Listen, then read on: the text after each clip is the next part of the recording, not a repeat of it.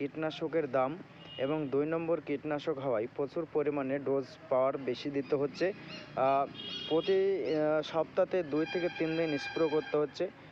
মশা মাছি এবং সাদা মাছির জন্যে স্প্রে করতে হচ্ছে সপ্তাহে 2 থেকে 3 দিন।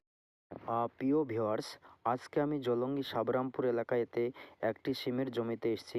এখানে এসে চাষি ভাইয়ের সঙ্গে সিম চাষ নিয়ে কিছু আলাপ আলোচনা করা হলো। চলুন যাই, চাষি ভাই তার সিম চাষের অভিজ্ঞতা নিয়ে।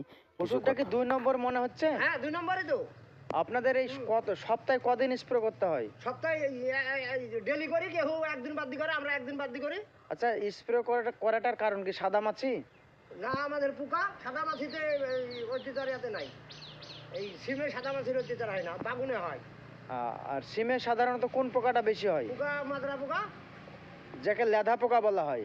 হ্যাঁ, লেদা পোকা। আপনার এমনি খরচা খুব হচ্ছে স্প্রে করার জন্য? হচ্ছে তো। আপনার দাম প্রতি কত টাকার খরচ হয়? দাম প্রতি কোনো ওষুধে আমরা কোম্পানির কথাতে কোনো ওষুধে 150 টাকা পড়ে এক দামে, কোনো ওষুধে 200 টাকা পড়ে, কোনো ওষুধে 100 টাকা পড়ে। 100 টাকার কমে হবে না। আপনার কতটা সিমের জমি? 15 কাঠা, 4 দাম ওষুধ লাগে। আপনার কত টাকা এ যাবৎ হয়েছে বলে মনে হচ্ছে? এই যাবৎ টাকা হয়নি আমাদের, এবার সবই কোম্পানির ছেলে। আপনার নাম? আপনার নামটা বলবেন চাচা? আমার নাম শারফান শেখ।